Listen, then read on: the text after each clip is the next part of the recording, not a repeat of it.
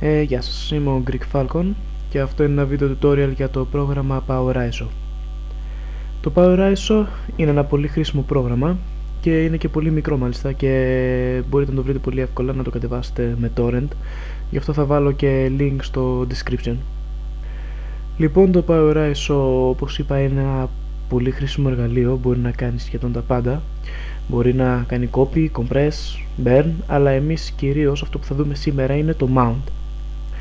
Έχω ακούσει πολλές φορές από παιδιά, τέλος πάντων, όπου θα μιλήσω κυρίως για τους gamers, όπου όταν προσπαθούν να κατεβάσουν κάποιο παιχνίδι, αλλά δεν είναι τόσο εξοικειωμένοι με το PC, με τον υπολογιστή, και κατεβάζουν κάποιο παιχνίδι και βλέπουν στο description, τέλος πάντων, στα install notes, αυτό εδώ το συγκεκριμένο το πράγμα λέει mount ISO file or burn to disk then install. Δεν καταλαβαίνουν τι εννοεί mount. Λοιπόν, mount θα κάνουμε με αυτό το συγκεκριμένο πρόγραμμα.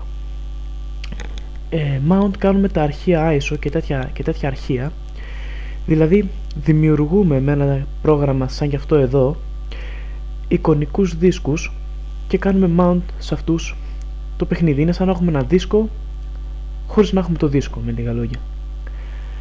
Λοιπόν, ανοίγουμε το πρόγραμμα, το PowerISO, και πάμε εδώ πέρα που είναι τα εργαλεία, πάμε εδώ πέρα που λέει Mount. Για αρχή θα ορίσουμε πόσους εικονικούς δίσκους θέλουμε. Ας πούμε, για παράδειγμα, έναν. Τώρα, για να κάνουμε mount το αρχείο που θέλουμε, πάμε εκεί που έχουμε αποθηκεύσει το αρχείο μας, ας πούμε τώρα εδώ πέρα στις λήψεις, και πείτε ότι θέλουμε να κάνουμε mount το αρχείο ISO του παιχνιδιού Fallout 3. Θα πάμε απλά δεξί κλικ, εδώ που λέει PowerISO,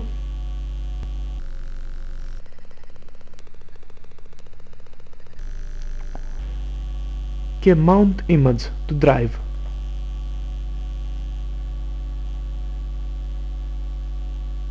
Αυτό ήταν όλο. Μετά πάμε στον υπολογιστή μας και ορίστε. Αυτή εδώ η μονάδα, αυτός εδώ είναι ο εικονικός μας δίσκος και έχουμε κάνει mount το Fallout 3. Έχουμε φορτώσει το Fallout 3. Όπου με ένα απλό δεξί κλικ και άνοιγμα μπορούμε να δούμε το περιεχόμενό του. Και εδώ πέρα βλέπετε install exe, μπορούμε να κάνουμε εγκατάσταση εδώ πέρα το παιχνίδι, έχει το crack, τα πάντα. Υπάρχουν και άλλοι τρόποι βέβαια να κάνουμε mount έναν δίσκο. Ας πούμε παράδειγμα απευθείας από το πρόγραμμα. Πάμε πάλι mount και εδώ πέρα mount image to drive, όπου αν το κάνουμε κλικ μετά μας ανοίγει να αναζητήσουμε το αρχείο μας. Απλά το βρίσκουμε και άνοιγμα. Βέβαια μπορούμε να πάμε και απευθείας στο αρχείο μας και με διπλό κλικ ανοίγει πάλι το πρόγραμμα, απλά χ σε αυτή την υπενθύμηση, και μας δείχνει όλο το περιεχόμενο πάλι. Τόσο απλά.